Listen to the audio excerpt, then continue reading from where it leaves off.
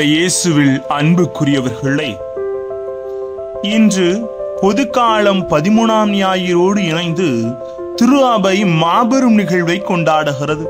புனித பேதுரு மற்றும் புனித பவுல் இந்த மாபெரும் திருத்தூதர்களின் பெருவிழாவை இன்று சிறப்பித்துக் கொண்டிருக்கிறது. ஆம், இவர்கள் வாழ்ந்த வாழ்வை நாம் ஆழமாக சிந்திக்கவும், திருச்சபையின் இருபெரும் தூண்களாக வர்ணிக்கப்படும் இரு மாபெரும் புனிதர்களின் விழாவை இன்று சிறப்பிக்கவே வார்த்தை அழைக்கிறது. மாபெரும் திருத்துதர்களாகி இவ்விருவருக்கும் தனித்தனியாக விழா எடுப்பதுதான் முறை என்றும் தகுதி என்றும் கூட சொல்லலாம். எத்தனையோ புனிதர்களுக்கு திருச்சபை தனித்தனியா நாட்களை வைக்கிற பொழுது ஏன் இவர்களுக்கு மட்டும் இப்படின்னு பார்க்கிற பொழுது சில காரணங்கள் இல்லாமல் இல்லை. முதலாவது, இருவருமே ஒருவருக்கொருவர் சளைத்தவர்கள் கிடையாது. இருவருமே ஒரே மாதிரியான திறமைகளையும் மனப்பக்குவங்களையும் கொண்டிருக்கவில்லை என்றாலும் தங்கள் அழைப்பு வாழ்வை பொறுத்த அளவில் இருவருமே மிக சிறப்பு வகையிலே வாழ்ந்தவர்கள். இரண்டாவது, புனித பவுல் மற்றும் பேதுரு இருவருமே இணைந்து திருச்சபைக்கு கற்றுத்தரும் பாடங்கள் ஆழமானவை, வேரோட்டமானவை. அத்தகைய பாடங்களை நாம் அனைவரும் உணர வேண்டும் என்றே திருச்சபை அழைக்கிறது. எனவே வார்த்தையோடு சிந்தித்து மாபெரும் புனிதர்கள் இந்த திருத்தூதர்கள் உணர்த்து உண்மைகளை கற்றுக்கொள்ளலாம். வாங்க. Praise the Lord. இயேசுவுக்கே புகழ், இயேசுவுக்கே நன்றி. இறைவனின் அருட்கரமும் அருளாசிரும் உங்களோடு உங்கள் குடும்பத்தோடு நிறைவாக தங்கிட உங்களை நான் வாழ்த்துகிறேன். அன்பில் இனியவர்களே, புனித பவுலடியார் திருச்சபையின் நற்செய்தி பணியின் அடையாளமாகவும் புனித பேதுரு நிர்வாக பணியின் அடையாளமாகவும் விளங்குகிறார் என்பதை நற்செய்தி சொல்லுகிறது. இவ்விருவரும் பணிகளும் திருச்சபையின் இரு தூண்களாக கண்களாக விளங்க வேண்டும் என்பதை அவர்கள் தங்கள் வாழ்வின் வழியாக நமக்கு விடுவிக்கின்ற செய்தி. இதில் ஏதாவது ஒன்று குறைந்தாலும் அது திருச்சபையின் வளர்ச்சிக்கும் ஆரியத்திற்கும் நல்லதல்ல. நிர்வாகத்திற்கு முக்கியத்துவம் கொடுக்காமல் நற்செய்தி அறிவிக்கு முக்கியத்துவம் கொடுக்கும் போது அங்கு குழப்பங்களும் குளறுபடிகளும் தான் மிஞ்சும். ஒவ்வொருவரும் தங்கள் நற்செய்தி என்று நினைப்பதை அறிவித்து மக்களின் குழப்பத்தையும் சிக்கலையும் ஏற்படுத்தினார்கள். அதுபோல நற்செய்தி அறிவிப்பை விட்டுவிட்டு நிர்வாக பணிக்கு முக்கியத்துவம் கொடுக்கும் திருச்சபை இயந்திரத்தனமாக மாறிவிடுகிறது. தனது இருப்பின் நோக்கத்தை தொலைத்து விட்டதன் காரணமாக மக்கள் வாழ்வு தரும் தெளிந்த நீரோடையாக இல்லாமல் தேங்கிய குட்டையாக நாற்றமெடுக்க ஆரம்பித்து விடுவார்கள் என்ற உணர்வை உணர்த்தத்தான் பேதுருவின் தலைமைத்துவம் மற்றும் நிர்வாக பணியானது அதிகாரத்தை மையமாக வைத்ததல்ல, மாறாக அன்பை மையமாக வைத்து செயல்பட வேண்டும் என்பது நமக்கு சுட்டிக்காட்டப்படும் மற்றொரு செய்தி.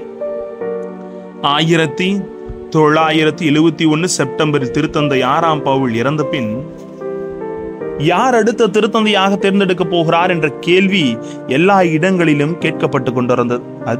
அப்போது சில குருக்கள் ஒரு இடத்தில் கூடி இது குறித்து பேசிக் கொண்டிருந்தாராம்.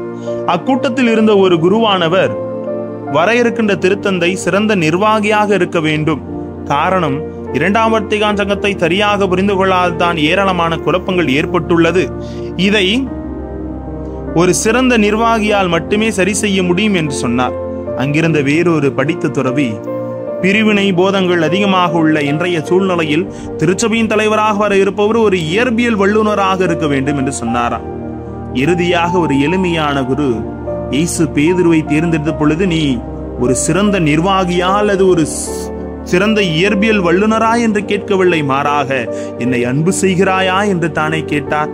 எனவே கிறிஸ்துவையும் திருச்சபை மக்களையும் அன்பு செய்யக்கூடியவர் தான் திருச்சபை தலைவராக வர வேண்டும் என்று அவர் விரும்புகிறார். ஆகவே தான் அன்பில் இனியவர்களே, இன்றைய சூழலை மறைந்த திருத்தந்தை பிரான்சிஸுக்கு பிறகு இப்பொழுது தேர்ந்தெடுக்கப்பட்டிருக்கிற திருத்தந்தை 14ஆம் நீயோ அன்பை மையமாக வைத்தான் நம்மை இன்று வழிநடத்த கொண்டிருக்கிறார் என்பதுதான் உண்மை. தனது வாழ்விலே அவர் மேன்மை மிகுந்தவராக இல்லாமல் அன்பு நிறைந்தவராக ஒவ்வொரு முறையிலும் தனது சபை வாழ்விலே வாழ்ந்திருக்கிறார் என்பது கூட ஒரு சில குறிப்புகள் சொல்லுகிறது. ஆகவே நமது வாழ்க்கையில் நமது குடும்பங்களும் குட்டி திருச்சபை என்கிற முறையில் இந்த இரு அம்சங்களும் நம் குடும்பங்களில் இருப்பது அவசியம். நாமும் நம் பிள்ளைகளுக்கு நற்செய்தியை நன்கு அறிவிப்பவர்களாக வாழ்வது அவசியமானது. அதுபோல பெற்றோர், முக்கியமாக தந்தை, தன் குடும்பத்தை திறம்பட நிர்வகிக்கூடியவராக இருப்பது அவசியமானது. இந்த இரு பண்பு நலன்களையும் கொண்டு வாழும் பொழுது நம் குடும்பங்கள் எடுத்துக்காட்டான கிறிஸ்துவ வாழ்வை வாழும் குடும்பங்களாக வாழும் என்பதில் எந்த சந்தேகமும் இல்லை. சற்று சில சிந்தனைகளை சீர்தூக்கி பார்ப்போமா? புனித பேதுருவின் வாழ்வை பார்க்கிற பொழுது அவர் உணர்விற்கு முக்கியத்துவம் கொடுத்து வரக்கூடியவராக இருந்ததை பார்க்க முடிகிறது. இயேசு கைது செய்யப்பட்டது பொழுது மால்குவின் காதை வெட்டிய நிகழ்வு இருந்தாலும் சரி, இயேசு கடல் மேல் நடந்த பொழுது தானும் அவ்வாறு நடக்க வேண்டும் என்று விரும்பிய நிகழ்வாக இருந்தாலும் சரி, உயிர் போனாலும் கூட இயேசுவை மறுதலிக்க மாட்டேன் என்று சொல்லிவிட்டு அதை பற்றி கொஞ்சம் கூட கவலை இல்லாமல் 3 முறை மறுதலித்த நிகழ்வு இருந்தாலும் சரி, இவை அனைத்தும் அவர் உணர்வின் வேகத்தில் செயல்பட்டார் என்பதை நமக்கு வெளிப்படுத்துகிறது. இதற்கு மாறாக புனித பவுலோ ஆழமான சிந்தனைவாதியாக விளங்கியவர். பரிசேய பாரம்பரியத்தில் வளர்ந்த அவர் திருச்சட்டத்தை நன்கு அறிந்து கற்றறிந்த அறிஞர். அவர் எழுதிய ரோமை திருமடல் எல்லோருக்கும், குறிப்பாக நன்கு கற்றறிந்தவர்களுக்கு சிந்தனை விருந்தாக இருக்கிறது என்பது அனைவருக்கும் அறிந்த உண்மையே. அது மட்டுமல்லாமல் தன்னுடைய எதிரிகளை கூட தன்னுடைய வாத திறமையினால் வெற்றி கொள்ளக்கூடிய அளவிற்கு கூறிய சிந்தனை கொண்டவராக இருந்திருக்கிறார் என்பதை அவரது திருமணர்கள் அற்புதமாக நமக்கு சொல்லித் தருகிறது. திருச்சபை இந்த 2 புனிதர்களின் வாழ்வையும் சேர்த்து கொண்டாடுகிற இன்றைய நாளில் நாமும் முழு மனித வாழ்விற்கு உணர்வு முதிர்ச்சியும் அறிவு முதிர்ச்சியும் அவசியமானவை என்ற செய்தியை பெற்று முழுமையாக வாழ அழைக்கப்படுகிறோம். உணர்விற்கு முக்கியத்துவம் கொடுக்காமல் அறிவிற்கு மட்டும் முக்கியத்துவம் கொடுத்தோம் என்றால் நாம் இயந்திரங்களாக மாறிவிடுவோம். பிரிவை புரிந்து கொள்ள திராணி இருக்கிறதா என்பது தெரியவில்லை. இதற்கு மாறாக அறிவிற்கு முக்கியத்துவம் கொடுக்குமானால் உணர்வுக்கு மட்டும் முக்கியத்துவம் கொடுத்தோம் என்றால் எளிதில் உணர்ச்சி வசப்பட்டு வார்த்தைகளை கொட்டி பிறரை காயப்படுத்தி பின்பு அதற்கு வருத்தப்படக்கூடிய மனிதர்களாக வாழ்வோம். இவ்வாறு நடைபெறாமல் சமநிலையில் மனிதர்களாக வாழ நமக்கு உணர்வு முதிர்ச்சி மற்றும் அறிவு முதிர்ச்சி ஆகிய இவ்விரண்டையும் தேவை என்பதை நற்செய்தி அழகாக 2 புனிதர்கள் வழியாக கற்றுத்தருகிறது. நம் வழிபாட்டில் கூட 2ஐயும் சமணவில் கலந்து பங்கு கொடுக்க தெரிந்திருக்க வேண்டும். வழிபாட்டில் அறிவுபூர்வமாக மட்டும் பங்கேற்கும் பொழுது கேட்கிற இறைவார்த்தைகளை சிந்திப்பதோடு நின்றுவிடும்.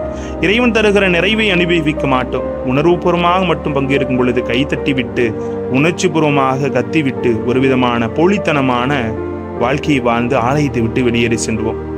வேரோட்டமான மாற்றம் அங்கு நடந்திருக்க வேண்டும் என்றால் நாம் 2ஐயும் சமநிலையில் வைத்து இந்த புனிதர்கள், இந்த திருத்துதர்கள் கற்றுத்தரும் உணர்வினை உணர்ந்து வாழ்வோம். இறைவன் ஆசீர்வதிப்பார். ஜெபிப்போமா? அன்பு இறைவா, உமது அருளையும் ஆசிரியை உணர்ந்தவர்களாக இந்த திருத்துதர்கள் கற்றுக் கொடுக்கும் பாடங்களை உணர்ந்து உணர்வையும் அறிவையும் சமநிலையில் வைத்து வாழ எங்களோடு தங்கும் ஆண்டவரை. Praise the Lord.